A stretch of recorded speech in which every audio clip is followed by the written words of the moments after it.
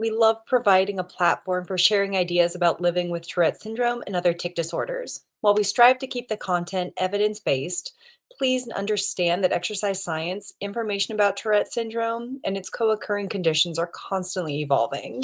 The content shared in this podcast are for informational purposes only and should not be considered medical advice. By listening to this podcast, you agree to not use the information as a substitute for professional medical advice or treatment for yourself or your child. As always, consult your healthcare provider before making any medical decisions or starting any treatments related to Tourette syndrome or other health conditions, which also includes mental health. This disclaimer also applies to any guests or contributors to the podcast. TicFit and the podcast team do not take any responsibility for any actions taken based on the information provided. Our goal is to educate, support, and raise awareness, not to diagnose or treat any medical condition. Thanks for listening. Hey movers, welcome everybody. I am beyond excited to have Jill Miller here with us today. Jill is a pioneer in forging relevant links between the worlds of fitness, yoga, athletics, massage, and pain management, having studied movement and the human body for more than 30 years. She is the author of the best-selling books Body by Breath and The Role Model, and the creator of the fitness formats Yoga Tune Up and The Role Model Method. Jill is also a contributing author to the medical text Fascia, Function, and Medical Applications. Known as the teacher's teacher, Jill has been featured in the New York Times, Wall Street Journal, Shape, Men's Journal, Good Housekeeping, Women's Health, Yoga Journal, Self, and on the Today Show, Good Morning America, and featured on the Oprah Winfrey Network. She's trained thousands of movement educators, clinicians, and manual therapists to incorporate her paradigm-shifting self-care fitness programming into athletic and medical facility programs internationally. Jill is a wife, mother of 2 children, and rescue dog, and a dark chocolate lover, and has recommitted to her first love, singing. Jill, welcome. I am so excited to dive into this. I'm excited to get into it with you too. I can't wait to hear what you want to learn about or talk about. Yeah. All the things. So I've never done a deep dive, like kind of in the public sphere of discussing Tourette syndrome and the impact of fascia on movement. And so I'm so grateful it gets to be with you. Cool. So soft tissue work, foam rolling, trigger pointing, using the Coregeous ball, the tune-up balls. I've had those before I knew that you were behind them 10 plus Okay. years ago, but they've had a huge impact on my athletic endeavors, on maintaining my mobility from a spinal injury that was not tic related, but also on my tics themselves by figuring out where my bound up musculature and fascia was. So it's been a huge pain relieving management tool. And within that, there's this whole proprioceptive world of exploration that I hope to give to the world of people with Tourette syndrome, of clinicians that are looking for ways to help the people that they're working with. And then anybody in the athletic world that does find this intriguing, because tics are intriguing, they're not entertaining. There's a lot of communication within the world of movement to discuss. So, yeah, boom. Let's discuss. This is Shall we? incredible. So first of all, what is fascia? We do have to go over some of the basics. What is it? Well, it's interesting that you asked the question, what is fascia? Because the definition is dynamically changing as we speak. I mean, Yeah. in January, it was December or January, there was a new paper printed in the Journal of Anatomy that proposed an entire reclassification of fascia as a system that actually Mm. contains its own unique organs within it. Now, that is probably way too much to break down for your listeners. I'm still breaking down the paper myself. I've dissected the paper and presented it to our teachers so that we can try to grasp what this proposed reclassification is. But when you think about the different systems of the body, right, you have the Mm. musculoskeletal system, you have your endocrine system, you have your cardiovascular system, right? We have different systems that comprise the human body, and the fascia is this overarching connecting tissue that strings you together from cell to skin, foot to face, and everything in between. So the easiest way to conceive of it is if you think about any type of butchery, if you've ever worked with meat, when, for example, you take the skin off of a chicken, there's this elasticy membrane between the muscle and the fatty layer. Those diaphanous elasticy membranes are fascial tissues, but fascial tissues aren't just envelopes around muscles. They also run through muscles and string things together from cell all the way to surface. And so we have this multi-vectored fabric, stitching fabric, that holds us together and gives us our form and shape. But the fascial tissues, I think in the training space, many people think of these sort of elastic highways that can connect movements together, but your fascias are also investing every organ of your body. You have fascial wrappings around your organs, and your fascia is very cell rich. It's not an inert elasticy fabric, but it is multiplying itself. It is collapsing or eating itself. And it's also a highway for lots of other fluids of the body to traffic through. So it's a very complex tissue, but it does adapt to however it is you're using your body. And I think that for the Tourette's community, as well as for the athletic community, fascia does however you do your body most. So if your body is choosing to be very sedentary, you will likely have very stiff fascia in order to accommodate the use that you put upon it. Conversely, if you have overused certain areas of your body, as we can have in a tic, then there might be a lot of inflammation and inappropriate tension in that area to help maintain stability or maintain the actions that your body is trying to create. So I think it's very, very complex. The last thing I'll say about fascia, because I know we'll probably get into it, is there's a massive neural component within your fascial tissues. Now, your fascia is nerve rich. It's got about 250 million sensory neurons. A lot of these neurons are dedicated to fluid flow, but a lot of these neurons are about feedback, about giving the brain an idea of what's going on in a given area of the body. So this is where we play into, like you mentioned, proprioception, and we can also infer interoception as well, some of our finer physiological experiences. So there's a lot to offer you to try to A define lot. fascia for you. But to your point, fascia will adapt to how the body's being used. And so when we look at tics, it's a symptom of a neurological condition, but it's still these involuntary motions and there's still an impact on the body. Sure, There's, but everything's going along for the ride, right? So right? if the nervous system is saying, do this, then the muscles are contracting and the connective tissues must go along with these contractions or these isometric tonus, whatever the tic behavior is, the Right. connective tissue is part of that tissue. And so it's going to have its adaptation response. Yes. And so what's interesting too is that when I started using the tune-up balls and the Coregeous ball and things like that, once you get into the areas that are painful, I mean, there's so many different numbers that are thrown out about those of us with Tourette syndrome or other tic disorders and having pain.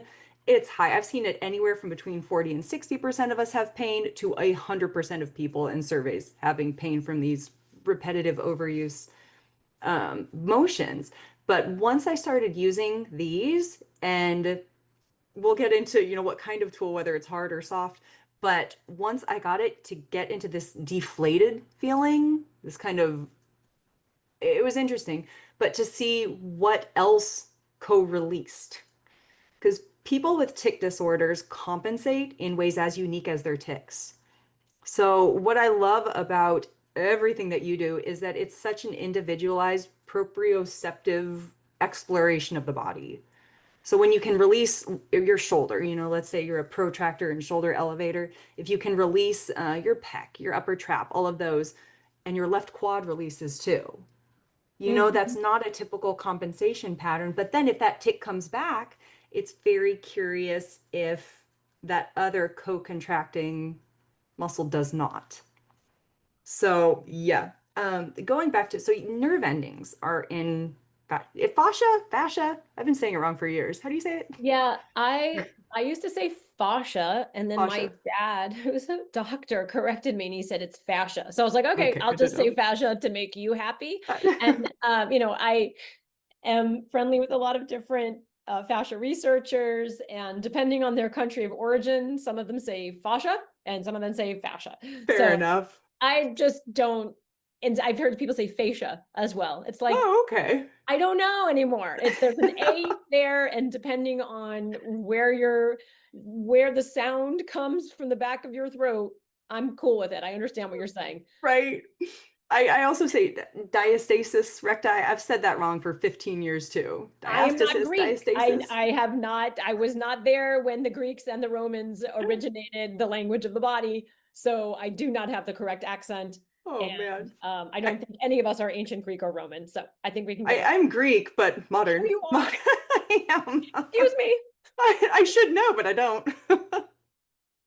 I'm not only Greek. That's a How do lot. That's a you? lot to carry. All the ancient Greek language on your Oh shoulders. man. Come on, you got to know what's Yes. going on. I made the mistake of trying to take Greek in college, but I accidentally signed up for ancient Greek, not modern.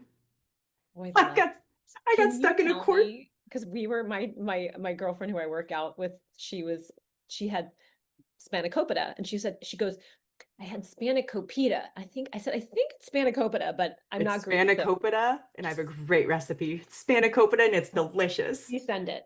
Yes, if you live in New York City, Upper West, or I'm sorry, West Side Market in the Village, they have the best one. I'm going. It's I love it. delicious. Okay, back to nerve endings in fascia. We'll just keep changing how we say it just to keep everybody engaged.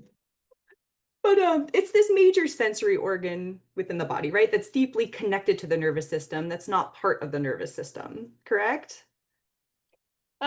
Or is Well, it? no, it is not the nervous system. It's Correct. not the nervous system. Yeah. No, it's fascia. Right. It's fascia. It's this other part. But what's interesting is they're with ticks, they have like a tick cycle. And most of the time, not always, there's a premonitory urge before that tick happens. And it's really interesting to hear how people describe what that premonitory urge is, whether it's, a breath of air that they get past their shoulder, or if they hit the outside of their foot and it scrapes a certain way. But sometimes people describe this urge as like an itching feeling or a numbness or a tingling. And I know that has to do with fascia too. Well, you have Right? so many What? different touch sensitive nerve endings embedded, skin all the way down to your periosteum. So it could be any number of these different nerve endings. I just came across an article. Oh my gosh, where is it? Um, a reclassification and discovery. I think there was like 16 new types of touch nerve endings. Mm. I've had it on my computer nonstop for, here it is, for months, because I'm like, I have to reread this and reread it and reread it. It's from Quanta Magazine. It's David Ginty. I'm so glad we're on doing this podcast where I can actually throw it out to you all. Yes. Um, so uh, I think that I would probably be certain that the folks in the higher up research regarding Tourette's may be aware of him hunting for. There's such a component to sensory in Tourette because I liken it to it's hard to describe to somebody what it feels like to feel a new thing. What does it feel like to be able to make it through a workout and not just be winded? What does it feel like to run a mile and feel good? That's hard to explain to people. So when you get these new sensory, whether it's a movement pattern that the body's adapted to, or whether it's, using a Courgeous ball all throughout your abdomen, to get these new sensations on the body is really powerful. But it's hard to describe what that is. Yeah, so the problem is that they're so tangled, all these different nerve endings, right? And they Mhm. have all different physical arrangements. And so he's been able to finally image about 15 different types. And he says there's 12 to 16 that have not really been hadn't been pictured before. So you can find this in this Quanta magazine, and We'll the look that title of up. the article is "Touch, Our Most Complex Sense, is a Landscape of Cellular Sensors." So I'm sending you that link, and then you can Oh, share thank this you. with Definitely. your folks. Yeah, I tried to even print out the images that they created. So, I think we're getting a lot of sensory feedback that is has been underexpressed in Mm, scientific literature because they just didn't know that there were this many additional feedback sensors, again, from cell all the way to periosteum. And of course, they're going to keep finding more as microscopy gets more and more refined. And I know that in the fascia world, there are these really interesting expressions of feedback, or excuse me, expressions of motor output that happen after rolling that are not explained by analysis of the muscle spindle or the Golgi tendon organ. So it hmm has to be that the rolling interferes or stimulates some of these many other receptors that are embedded, when we'd have to assume that many of them are embedded in fascial tissues, not just the ones I've wrote about in my own book, The Body by Right. Breath and Roll Model, where I've just basically classify 5 different ones, but that there's, oh shoot, there's like 13 other ones that I didn't name because I didn't know about them. Because everything is just coming out so fast. Yeah, I can't. That's why I was like, I got to print out these things and put them on my wall. But I don't think I printed them. I think that's right when I moved into, we were renting a house. So thank you. I'm glad we're having this conversation. Wait till you see these pictures. You're going to be blown away by the way these different sensory neurons are arranged to just pick up on different types of touch, but also there are these touches that emerge from inside of our body. And so as blood flow changes and as fluid flows change within fascial tissues, I would imagine that this heightened feedback that folks with Tourette's have, there just might be more of a just sort of a motor grab output, like trying to make sense of what this feedback is coming at it. It's all a mystery. It's wonderful. It is, but it's, gosh, what a world to explore that. Mm-hmm. And I do believe that there's a way for somebody to find some level of reprieve. And whether it's from pain, well, I mean, even if it doesn't help reduce tic intensity, frequency, or urge, it will help with pain reduction, even if it's between tics. It will help with pain reduction. It will help with mobility, Mm-hmm. and it will help pre or limit overuse injury. Any of those enough is enough to give this a go. Yeah, as well as give the brain a temporary vacation Right. from all the things that you said. So there are some really wonderful parasympathetic results or parasympathetic outcomes to Mm, rolling, and the presupposition is that the rolling activates these stretch receptors within the fascia called Ruffini endings. These are a known stretch receptor, but I'm sure some of these other stretch receptors are part of the parasympathetic pathway. They just haven't been classified as such. But when these Ruffini endings are stimulated specifically in a type of movement called shear, and so that's helpful mm, for your listeners to understand, is that when you use a ball or a tool, and it's not that you're just pressing into the tissue, you're not just trying to like force a tool into the tissue, but that you actually push gently into the tissue and then move the tool along your body, sort of gently grabbing and pinching and moving the pinch along. This is what stimulates these Ruffini endings. And when those are stimulated through this type of touch, it immediately tamps down sympathetic outflow. So that stops the brain from saying, go, go, grab, grab, grab. right. And so that can slow us down. It allows for the vagus nerve and our relaxation response to come online. And at the same time, this pressure, this shear type of rolling rather, enhances proprioception. So it helps the body to locate that area. And maybe that's just what it's craving. Who knows when a tic is happening, just craving. I need to know you're there. Shoulder, I need to know you're there. Or, deep lateral neck, I need to know you're there. So, but if Right. I know that I'm here and I can be here with this gentle, sheery pressure and give you that hug. I can give you that feeling of containment that maybe you're looking for by trying to create a muscle contraction.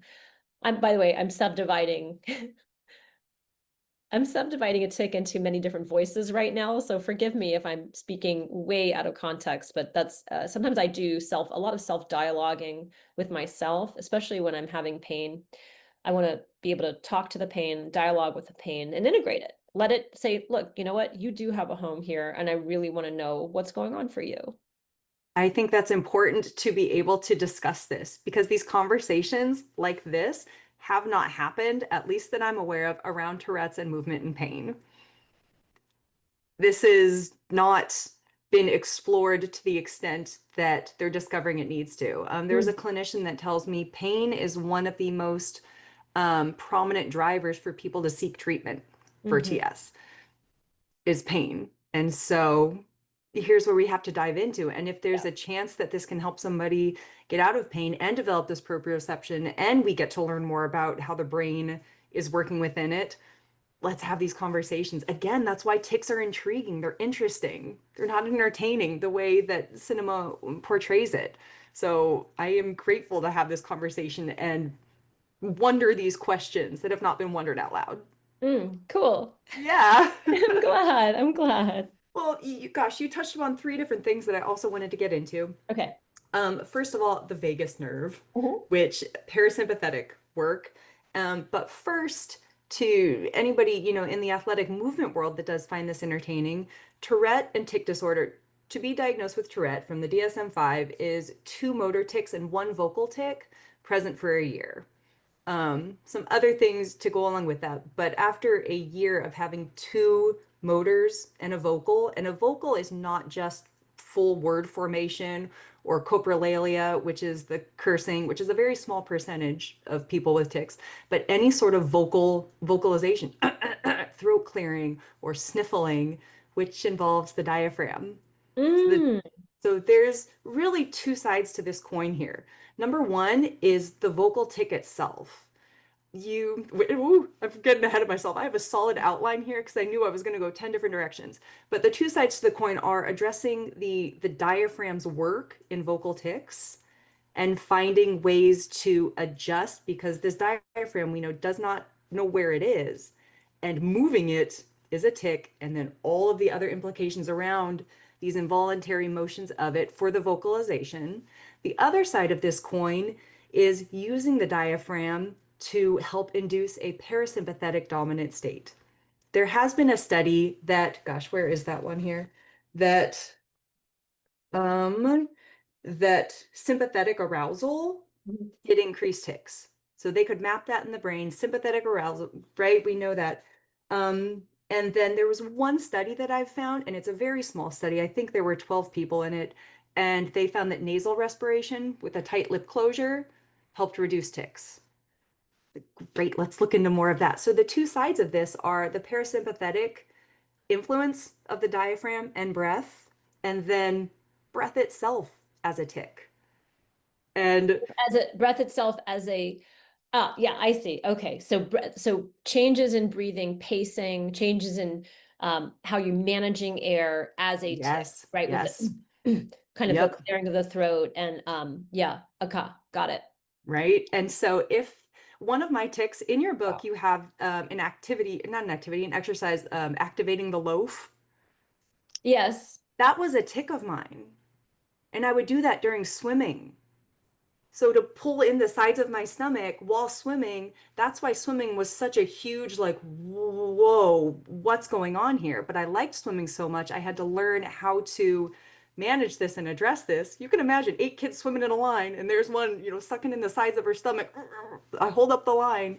But once I saw that, I'm like, ah, this is something here.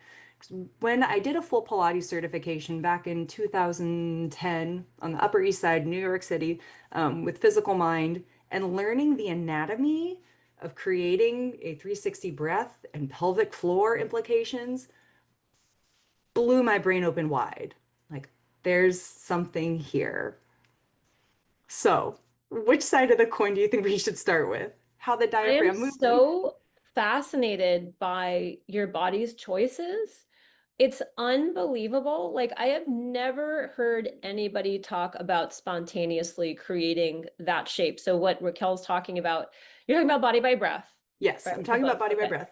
So she's talking about reading through this huge book that disassembles the respiratory diaphragm, and a lot of its myofascial connections. So it's connections to all of its neighbors.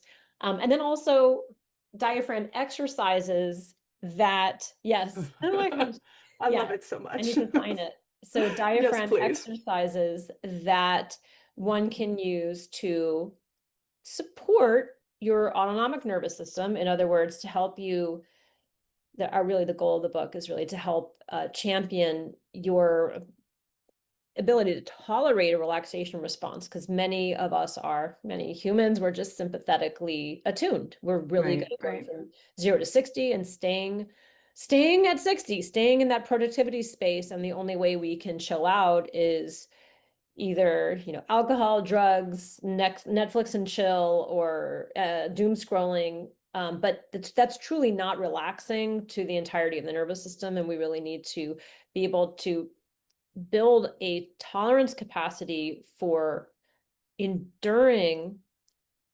parasympathetic nervous system exercise. And it seems paradoxical, but it's not, so that we can restore, recover, build true resilience. You'll get more out of your sympathetic life if you can build up the gas tank of your parasympathetic reserve. So this exercise that Raquel's describing is a precursor to a very, very complicated exercise from the yoga space called Nali Kriya, where it looks like you're revolving your abdomen around in a circle. But you need to be able to isolate your diaphragm and then isolate the rectus abdominis muscles away from the obliques. It's a bizarre exercise. We'll have to link to a video to show it. Okay. People can see it. I mean, I could demo it right here on the podcast. Sure. And this is visual. It's a visual medium. Let me just show you. Right? And we don't need to link to anything. You just watch me. Do it in real time. Okay, so I'm gonna have to expose my abdomen for this. And I'm far enough away from breakfast. I won't end up throwing up, because you should never do this on an empty stomach, because, by the way, the diaphragm is like a plunger on your stomach at all times. And so it's a good thing if you're doing easy stuff, but if you're doing something as dramatic as this, it can actually pull food right up and out. So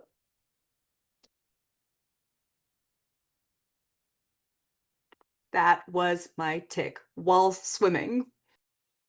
I'm interrupting our episode to clarify something that is now part of my podcast host learning curve.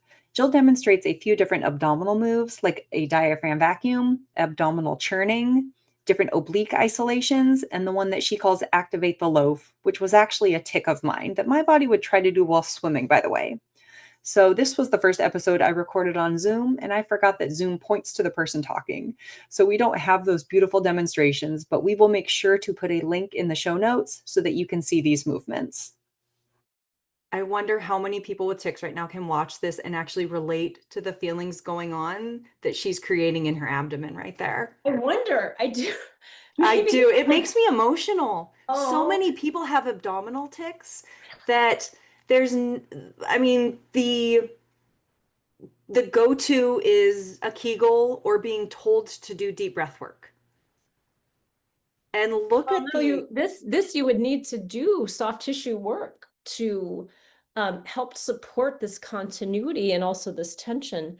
Interesting. So, oh my gosh, how am I going to explain what happened there? I wrote a chapter in the book. There's a whole chapter on this exercise specifically.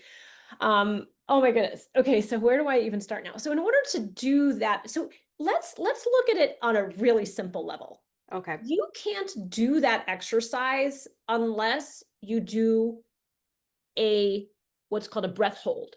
So when people think of breath holding, they often think of holding their breath there with breath in the body, but this happens on the opposite side. This happens on the The exhale.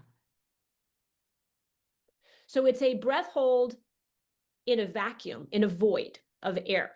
So there's literally, you've emptied all the carbon dioxide and you haven't refreshed your oxygen, by the way. So you're at you've emptied the can, completely emptied the can. That's the only way to get the diaphragm up and out of the way. So the first step of this exercise is that you have to actually stretch the diaphragm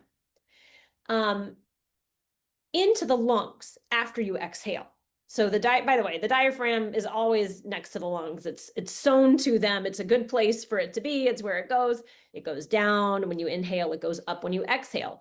And in this diaphragm vacuum, because that's the precursor to this loaf, after you exhale, the diaphragm flows up towards the lungs, and then you spread the rib cage open like Popeye. You make a barrel chest. When you make this barrel chest, because the diaphragm is taped to the lower 6 ribs on the inside, the diaphragm has to follow those ribs. And so you have this gigantic stretch that you can feel from the pelvic floor all the way. You can even feel your throat being pulled down, this gigantic stretch vortex along the midline. So let's talk about this first before we get into like the loaf complex. Okay.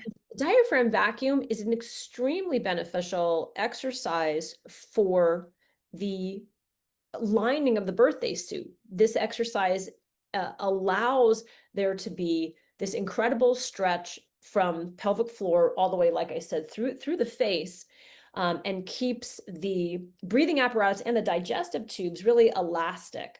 So there are some really wonderful benefits to this. Also, the breath holding has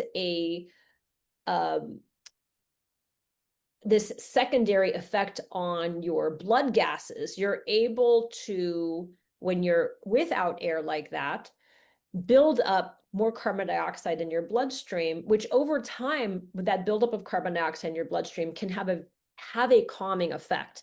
Now, there are cases where there's too much carbon dioxide, which leads to like really negative symptoms. But for many people, the breath holding exercises, involuntary breath holding exercises, are a way to calm them down, to actually try to trick a little bit more vagal stimulation.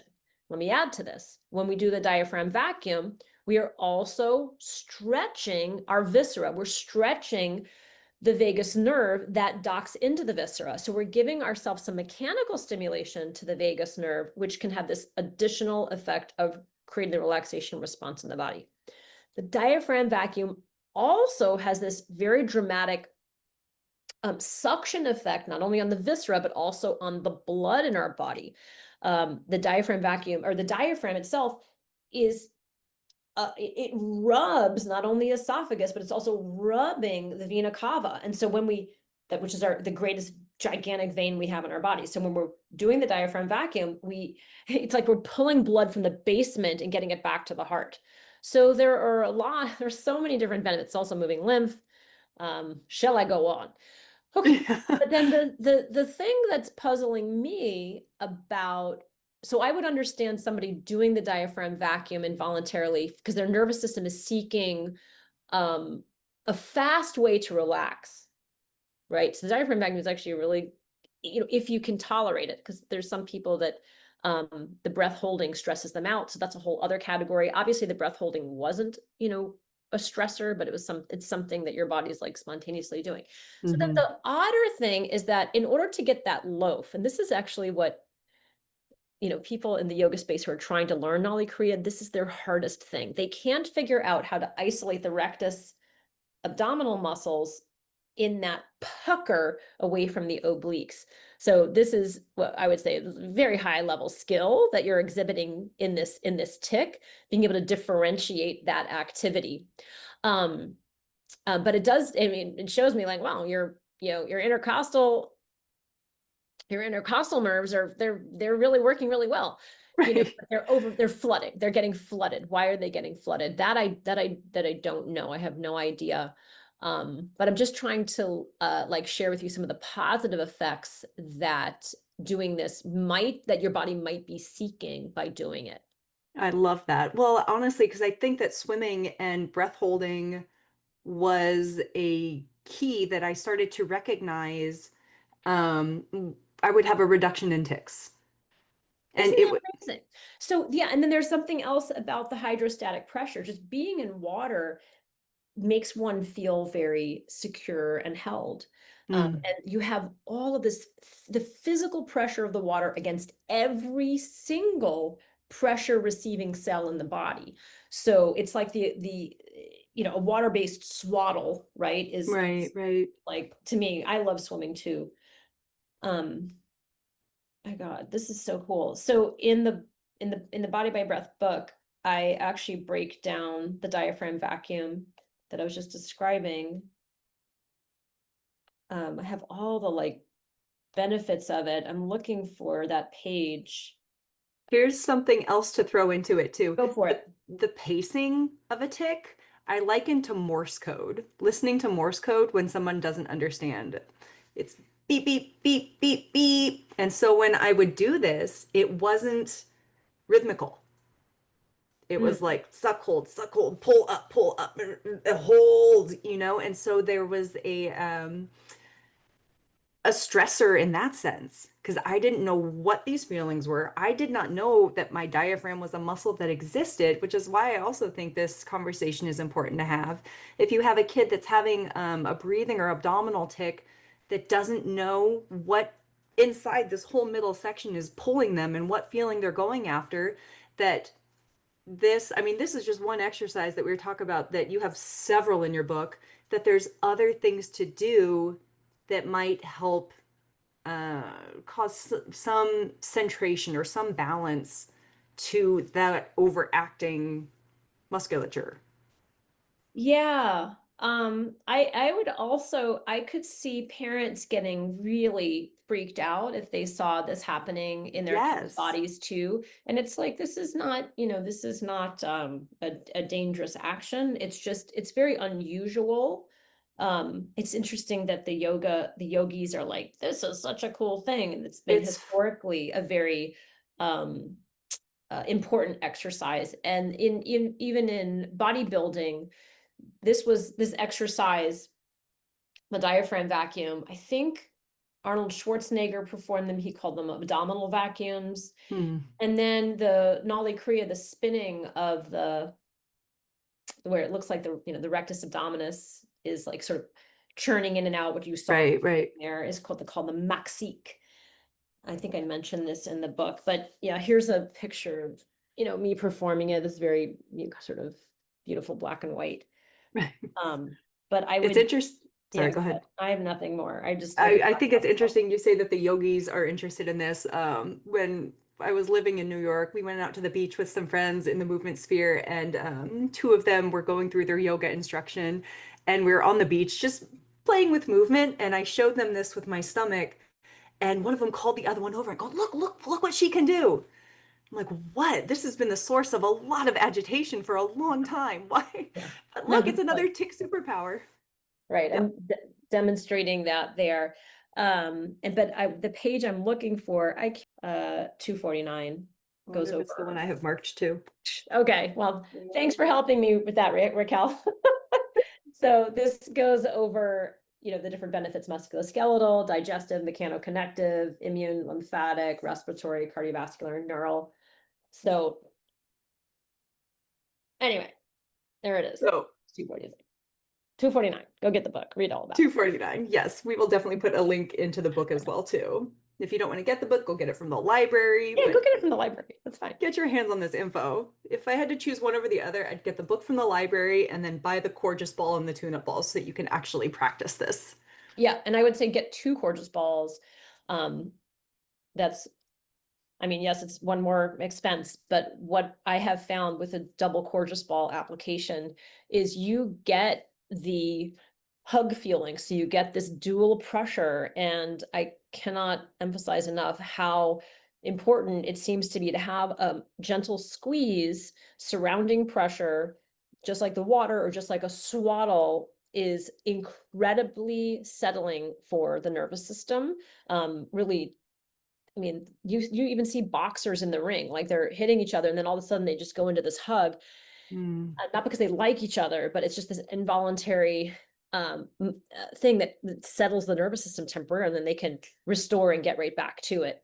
But the hug, feeling that pressure is so helpful, and the double courgeous balls are doing that at all times. And then, of course, you're using them strategically to traction different fascial layers and different spine segments or different areas of the rib cage. Again, trying to get to the diaphragm via its neighbors. I do wonder how many people with breath and breathing as the tic have back pain. I'm curious because then what a great application that double courgeous ball, kind of that lower back hammock that you've mentioned before, how decompressing that could be. Yes. And at the same time, it's giving you feedback. So you can use the ball as a tool, an external tool, and then you quote unquote breathe into it, right? So you can actually feel your breath, the movements of breath reflecting into the tool. That's why I'm just such a huge fan of the courgeous ball for I have mine right bodies. here. Yep. I know, like, right. I've got them here. Yeah, I mean, we got them all over the house. The kids use them. My husband. You know what? Just because this is in frame right now, this is a great tool, and we'll get into these too, to use on your neck too, because there's such a high incident. Now, if we flip to the other side of the, well, yeah, if we flip to the other side of the coin and look at different movements, you know, there's such a high incident of neck jerks and neck twists. I've had several, there was a high incident tic jaw, big time. A high tic for me all the way up through my 20s. I've had several masseurs, you know, wonder like, were you in a car accident? No. But this is a great soft tool to be able to work around all of this neck tissue. And I have found there's a word I like to use called an inlet. And anything in movement, anything with sensory tactile, what is the inlet of that moment that you get that feeling of deflation, where you get a moment of urge dissipation? And that could be anything. It could be activating the antagonistic muscle to your ticking muscles. It could be doing soft tissue work. It could be doing swimming, or it could be going after a long run. What's that inlet that allows you to feel that moment of reprieve? Whether it's from pain, whether it's a moment that your tics are taking a break. But I have found so many people have success with inlets around the neck. Well, it's interesting you say that. So I call these vagal portals. So the neck is, I mean, the neck, you've got a mechanical portal to the neck right here within the carotid artery. So we have a very superficial way to talk to this gigantic parasympathetic nerve of our body. By the way, the vagus nerve also has motor nerves too. It's a very confounding nerve. It has paradoxical fibers. But nonetheless, generally when we're talking about the vagus, we're talking about, we want to try to like stimulate it to get more chill. You can also activate or stimulate the vagus mechanically by massaging muscles of the face, right? So we can go face, jaw, neck, and we do this with yoga tune-up balls, but you can also, yes, you can also do it with your fingers. Right. You can do, I just released a class on Move, Breathe, Roll called an inside job, JAWB. And we Nice. didn't put balls in the mouth. We put fingers in the mouth, but we did put balls on the outside. And we also have the deflated courgeous ball. I don't know if you've tried that yet, but you can deflate the courgeous ball and you can just really use it as a traction device for great swaths of the face. Just use your hand, lean on a desk, you know, but you can also Right. of course, do that with the hand. What I love about the courgeous ball is it captures so much more tissue than your hand can. And the grip is consistent.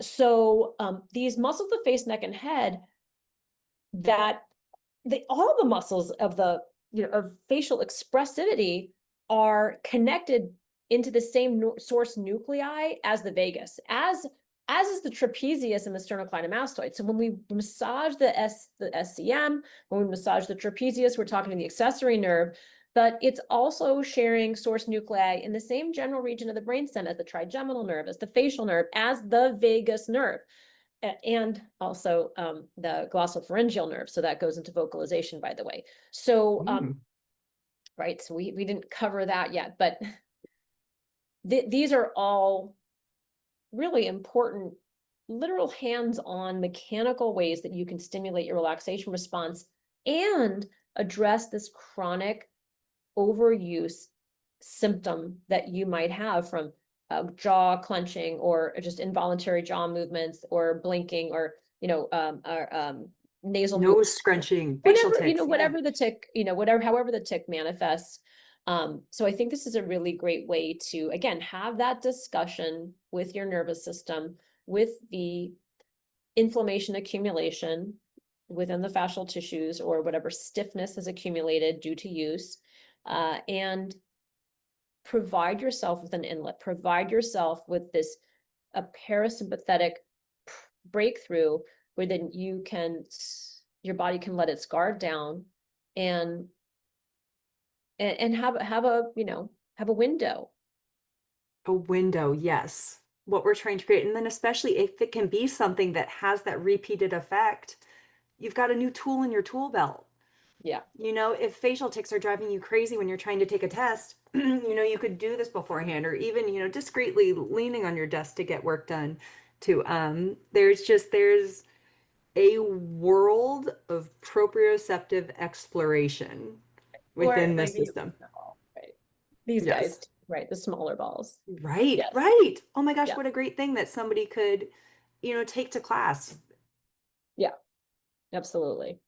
Yeah, but I think I do think that, using the fingers too, you can be, look, you had your hand or a ball in the face, people are gonna be like, what are they doing? But you're like, hey, you know what? I'm soothing myself and I'm helping myself think. I do it too. I do it. Absolutely. I mean, I'm a touch-based person, so it helps me to think and it helps me to be able to, write the 430-page book I wrote. That behemoth of treasure. Yeah. Incredible. So the tics, motor tics, can be a simple tic, well, I guess vocal too, but tics can be simple or complex. A Okay. simple tic would just be a simple grunt. And I feel like that you could kind of isolate. Are you bearing down on your pelvic floor? Are you pushing abdomen forward? So a simple tic versus like a full sentence formation. And then a motor tic on the flip side too. It could just be a shoulder shrug, more of a simple tic, or it could be a whole complex tic where the elbow goes up and then you have to twist and there's different movements to it.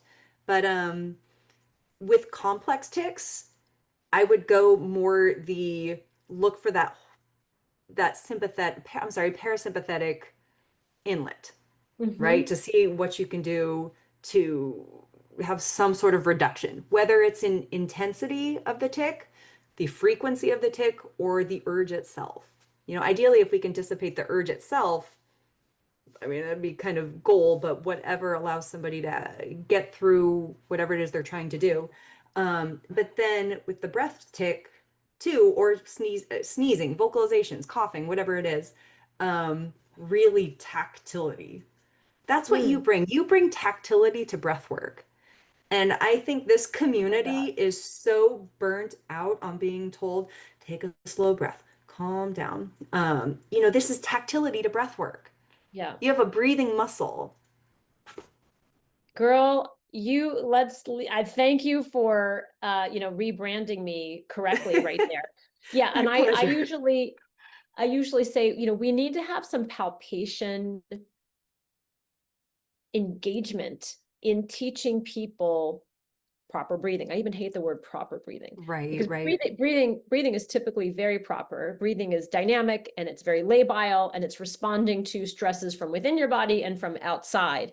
But there are ways to harness breathing so that it is less detrimental to your physical body and to your nervous system and to all the things. But I do find that it is very difficult, especially for people that have been told to calm down, to be told to calm down, especially like take a deep breath. You're like, well, it's really not that helpful, especially if I have never had the physical experience of what is really a deep breath. And it's very difficult to get a calming breath to happen when you're in a state of high anxiety. But if you have, if it's convenient, and if you have an ability to drive pressure into the ribs or drive pressure into the side of the core, by leaning against a couch or adjusting yourself into a chair so that you can start to breathe against something or into or with some object. And of course, the Courgeous balls are really that's why I designed them. But we can have a facsimile, have a towel, have a rolled up blanket, use a pillow. Then you can start to work with your own structure in the context of breathing. And that starts to flip the switch on the autonomic nervous system. So yes, tactility to breath work, I think, is really important. And then when you're teaching people breathing for the first time, breathing is likely to create a lot of anxiety. I talk about this in the book. There is this phenomenon of breathing induced anxiety, Yeah. and there's this relaxation induced anxiety as well. Sometimes when we start to get relaxed, we start to get even more freaked out because we're changing our sympathetic tonus, and our body is more comfortable there. It's more comfortable being in control of all the things, even though you're totally out of control, right? Right. So it's complex. But yeah, the tactility has this other side effect, which is pain reduction, mobility, all the things you stated right up front, and improvement in proprioception. You get better coordination out of the structure you have. I think that's interesting too, once you address the mobility. And if there is relaxation or breath-induced anxiety, well, then you flip how you approach it. And okay, well, your ribs have to move. Let's try these positions and see if you can feel that. So you kind of shift the focus away from the breath work, even though you are in Totally. fact working on the pieces that do it. Because 100%. pelvic tics are a thing too. And especially with this breathing tic, if somebody's bearing down or if somebody's, pushing forward, there's a lot in the sphincters that tick. Mm-hmm. And so there's a part of the gold standard of Tourette treatment is CBIT, Comprehensive Behavioral Intervention for Tics. And they do proprioceptive awareness training. There's a lot to it. We did a couple episodes with some really wonderful occupational therapists that really detail that. But the part that my scope can cover is looking at the competing response. You're looking at the opposite motion of that first tic sensation. Well, how do you do that for a pelvic tic? Oh, And I have some ideas. I think you might. What would you? Yeah, I mean, I have it both in the Body by Breath book and the role model book, and then I have, lots of different video examples of this. You can sit on the Courgeous ball. It's very comfortable. It's like it's like a It's very springy squishy, yeah. meditation cushion. So we have our people sit on the Courgeous ball, and what it does is it amplifies the tissue, so you can really feel the behavior of the tissue. So whether it's the tic is in process, the involuntary tic, or exaggerated tics, you can feel the tissue behavior. But what we will do is we'll do different novel breathing patterns while sitting on the Courgeous ball, and this will be really our first line. So for example, we'll direct people to try, breathe to try to reach your breath all the way into the ball, and then hold your breath, and then try to pull the ball up into your body, and then exhale and let go.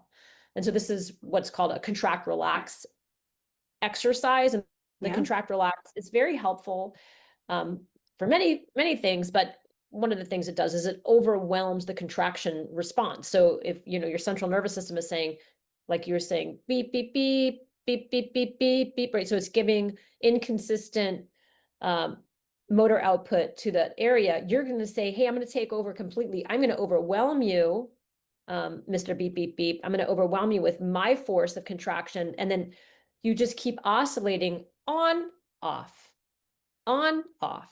And that on, off many times will just essentially dissipate the other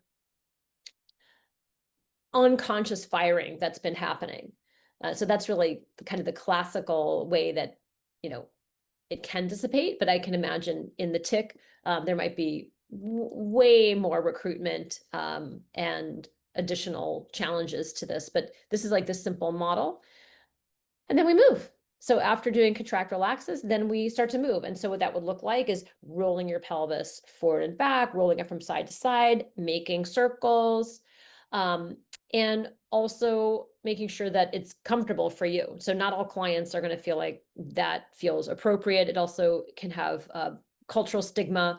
And then if, folks have, psychological challenges with the pelvic floor, right? It is easily our most private place in the body. This is something that they can be coached or talked through, and then they can try to do it on their own. If they're like, I don't want to do this in front of you, so they could do this in the privacy of their own home. Or if this is a remote experience, they can turn off their Zoom. You can turn off your Zoom camera, and so that they really truly have the privacy to do this practice, because it's very, very helpful.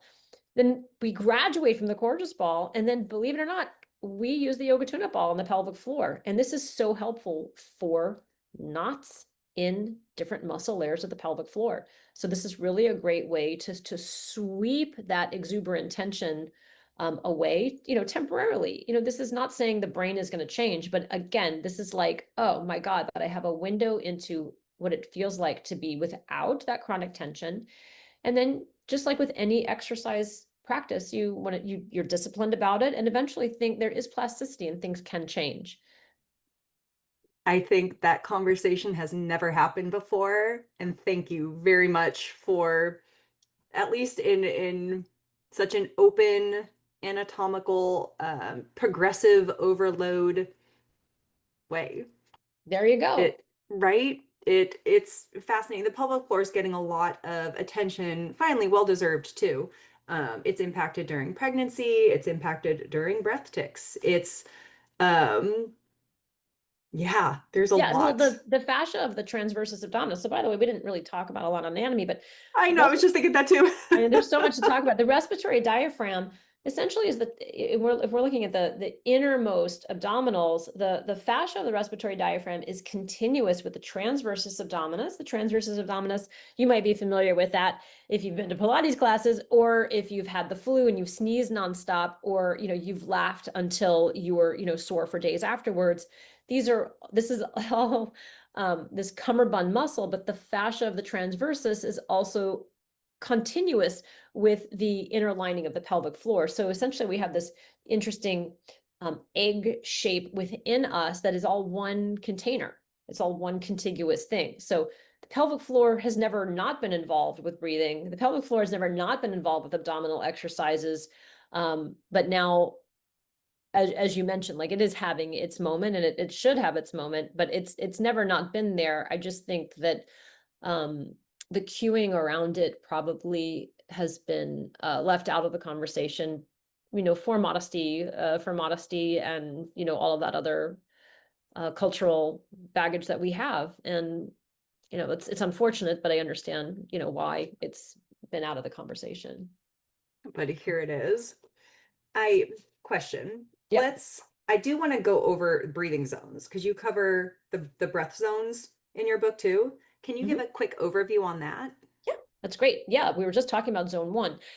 So in Body by Breath, I divide breathing into 3 different zones, and we can really self-check which zone of respiration we're most comfortable being in, but we can also check in on where we have inappropriate tension that's in the way of us having really a dynamic, healthy, healthful breath pattern. So zone 1 is a breath that occurs below the rib cage, essentially below the diaphragm.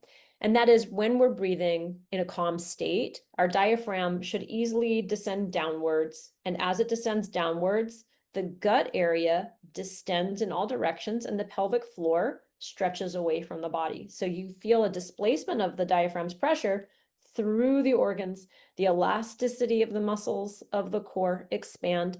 And then on exhale, all of that just peters back into place. And so the zone 1 breathing is our most calm state. It's our most parasympathetic state. This is breaths at rest. But if we have, let's say, scar tissue in the abdomen from, laparoscopic surgery, or a C-section, or any back surgeries, we may have a little bit of stiffness in the elastic recoil of those tissues, or if we have a habit of holding it in, right? You were describing this behavior in the pool. If we have a habit of like creating like inappropriate tension down there, we may really have an inability to have good gut expansion. So this is problematic for digestion. This is problematic also for stress, because if we're not able to achieve parasympathetic state through this, we have to breathe somewhere. And so we'll breathe into our zone 2. So zone 2 is breaths that happen within the rib cage exclusively. So you have 12 ribs on either side of your rib cage. It's 24 ribs, and they need to move up and down, basically the movement of the ribs, like all these oars, bony fish gills, out and in during breathing. And the diaphragm works along with the intercostal muscles to facilitate that. And we use this zone 2 breathing in the context of sport. We have to brace our core in order to like really get force out of the body. You would never want to lift a barbell with like a soft gut. Like you want to have the ability to create tension around the pelvis and around the abdomen. Otherwise, you're just going to shear an SI joint off your body, and that would really suck. No more lifting for you. So it's good to have a good zone 2 ability to breathe so that we can transfer power as needed. Now, but if you are always breathing in zone 2, for whatever reasons, like probably there's a problem in zone 1, you are going to be sympathetically charged and you are going to be fired up all the time. And unfortunately, that's also often going to flip you into a higher stress state, a more what I call diabolical stress state, into zone 3 breathing. And zone 3 breathing is mainly accessory muscles of respiration that are face, neck, and shoulders. So that is these type of breaths. High stress breaths, alert breaths, fright breaths. But zone 3 is not always negative. We have these breaths in high delight, in orgasm, right? So there are often these open mouth breaths that happen, but they are short-lived. We don't stay there. If you stay there, it is going to create chronic tension, eye strain, jaw, neck, all the way down to the hand, because the fascial chain from the face and neck goes all the way through the shoulder, elbow, hand, and wrist. So we can have bizarre aches and pains that are coming from this chronic head, shoulder, neck, face breathing in zone 3. And so these are the different zones of breath. And it's why we do different rollouts in each of these different zones to address habitual tension. I mean, there are patterns we see population wide. Why? We have computers, we have cell phones. I have totally like overdone it with holding my stupid phone in my left hand and like, my thumb is paying a price for it now. But this is all, connected to zone 3 malady. So how interesting that if we're in this high stress state, if somebody's not really had the opportunity to explore how they're breathing, if they are in zone 3 up here all the time with the upper rib and the neck, and they also tick with their necks, like it's just a double whammy. No wonder there's pain. Oh yeah, piling on. Yeah. This is notoriously one of the hardest spots to get yourself, right? With you don't think so? No, because I use my balls. Tell us how you release the upper trap, the upper neck. Oh, easy. So many different ways. Sorry, I'm like, really, Raquel? That's going to be your hardest question. Well, But I you're use right. mine, but You are absolutely right. People, this is the number one spot. Like, can you just massage me here? I call this the massage me here, actually. yes. So, oh my gosh, I have so many different ways of doing it. Well, one is you can go onto your back. You can place 2 yoga tune-up balls or plus size balls on either side of the back of the shoulders. And then you can elevate your pelvis either by using your glutes and your thighs to lift you up, or you can prop your pelvis on a Courgeous ball so that you're in a position I call gentle slope. And then you can very, very slowly and deliciously maneuver around and let the balls roll all around this Christmas tree shape of the upper traps. There's many other ways that you have the balls behind you like that. The traps go all the way up to the nuchal ligament, to the base of the occiput also. So one of the other ways I like to address the upper traps, I don't know if you have the alpha twins. I only have one alpha. Oh my God, you need I these. know. The alpha I twins. I do. Yeah, so these are, the alpha is the largest of our solid rubber balls, but they come in this, the twins come in a tote. And this is like I'll just lay Look on at my back that. and I'll roll the balls along the neck, over the shoulders, and then down the spine. And what's nice about these are just as springy and gushy as the yoga tune-up balls, but they're just a larger size. So you really capture a lot of neck traction. So you can really decompress your neck. And that's just a really great way to scrub the upper traps. And then the other way we address the upper traps is from the front. And because the upper trap, if we go into I call this the supraclavicular pass. If you go above your collarbone into this little triangle here, so it's formed, I'm going to raise my shoulders. There's upper trap. We also have upper trap that comes around the corner here, but we have this little, I call it jacuzzi. We have a little jacuzzi here of scalenes, and then you can just lean into, I can't lean into the camera, but if I lean into a wall or a door jamb and just roll a little bit back and forth, the ball is going to vault itself and it's going to pluck the upper trap away from your shoulder and your neck, away from the splenius capitis, and it's just like it like airs it out. It's delicious. Amazing. I'm like salivating at the thought of doing that. And you're talking about being at like the corner of a wall, right? And so your head has Yeah. space to go and that you can push into. Yeah, like, or a door jamb. But I mean, I can open the book and show you all these other ways of doing the upper traps. But yeah, so this is I would call this neck gnar. That's the neck gnar point. Nice. But yeah, there's A lot to get lots of through. ways that you can roll the upper trap, either from behind or from in front. And you can get even more detailed than what I described. I think this is incredible for practitioners too, occupational therapists and neurologists and psychologists that have people with Tourette and tic disorders coming in that have this pain here. We're trying to figure out, not we, they are trying to figure out a competing response. Well, if you can do these releases first, that might give you access to a different way to discover a competing response. That might be a competing response, or it just might give you a moment of reprieve. Um, I know, I feel like we could talk for 10 hours at a time. But like with all of the different balls that you have, what are the different pressure comparisons that you Yeah. have for them? Like why the different sizes, why the different textures? Yeah, great question. So one of my deep interests is in self-myofascial release tools, so tool-based work that you can do yourself, that you don't have to rely on other people to be there for you, that you can do autonomously anywhere you need it. And I started to use self-massage tools to soothe myself when I was a teenager. And it's just become like a lifelong thing. And gosh, it's just I'm not going to give any more background on all of that because there's so much more to the story. But what I've discovered is that a softer tool is just a better thing to interact with your nervous system. And luckily, there is now published research by very small number of researchers that's shown this to be true, that when you use a soft stress transfer medium, so that's essentially what a physical tool is transferring stress or shear into the body, there is just less kickback from your nervous system. You don't have a defensive nervous system, a muscle bracing response. So many people are rolling on hard tools like hard foam rollers or lacrosse balls. It hurts. It really hurts. And part of the hurt is your body's bracing itself to defend itself against the tool potentially injuring you.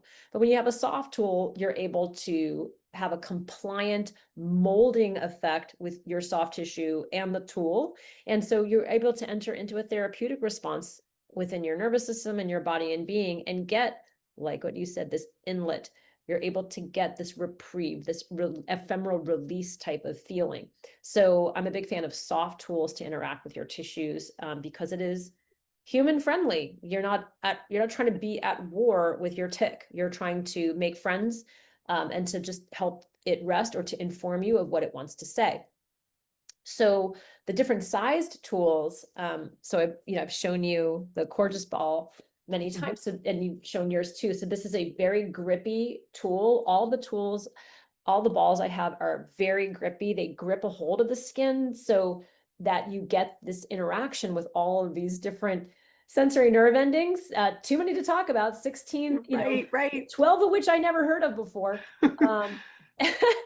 that can create this grazing or pinching or rubbing or whatever guitar stringing effect that is interacting with your nervous system in many ways that we don't know, but it's also interacting with the fluids and fibers and cells of not just your fascia, but every part of your body. We're rolling over arteries and veins and nerves, and it's like we don't want to bruise or make enemies with our self relief practice.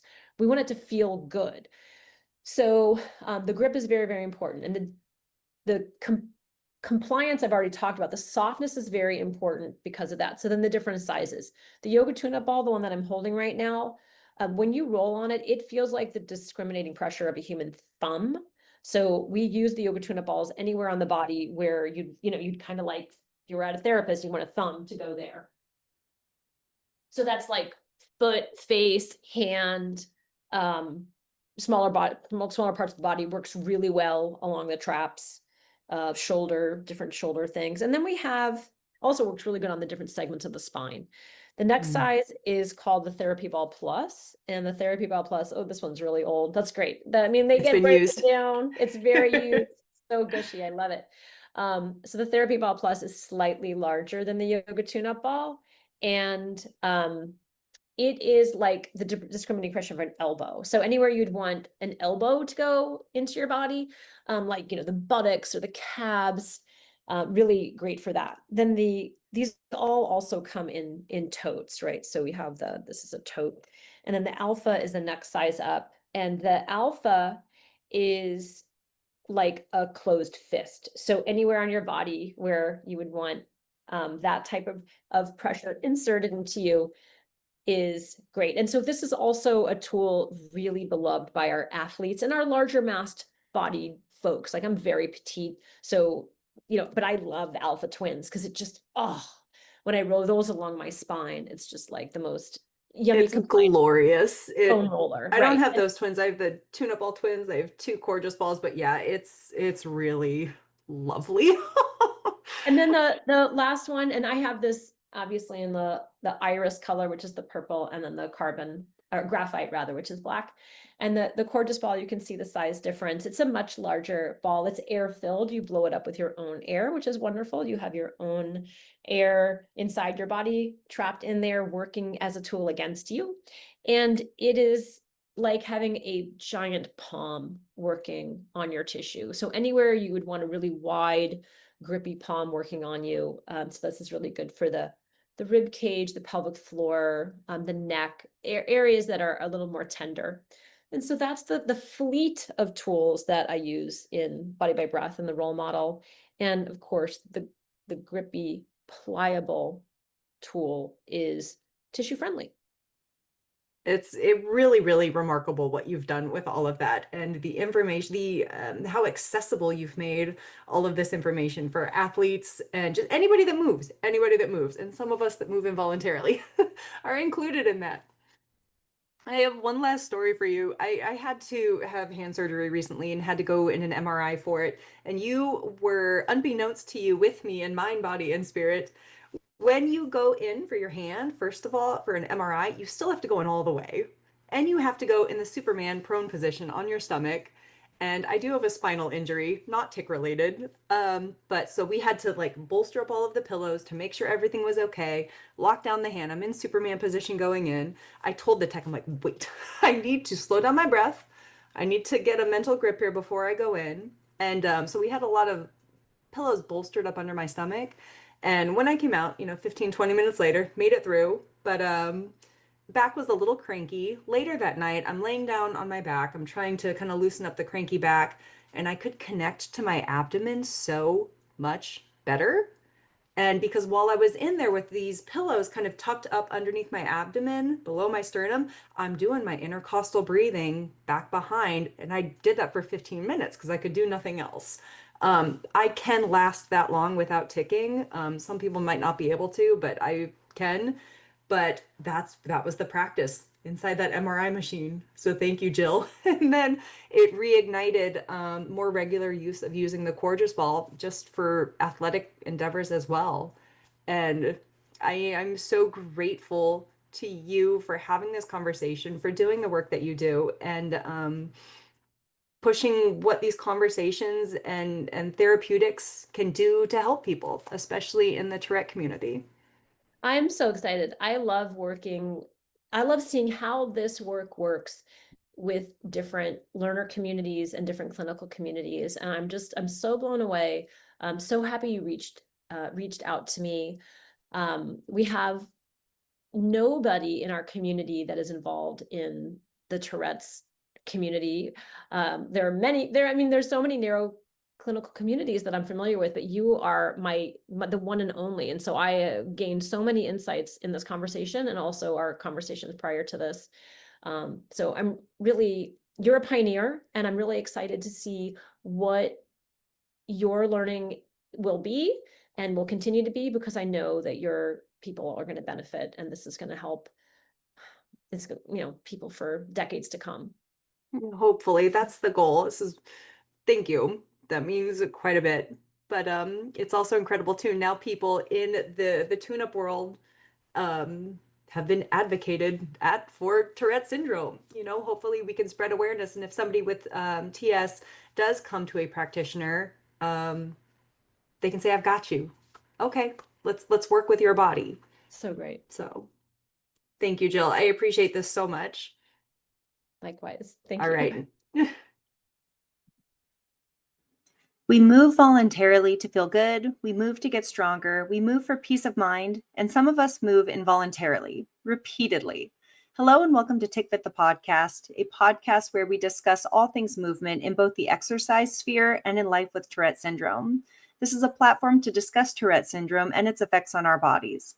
We'll speak with movement professionals where we can advocate and educate about Tourette syndrome, while the Tourette community can benefit from the expertise of these individuals. We'll also speak with professionals about Tourette syndrome and other tic disorders.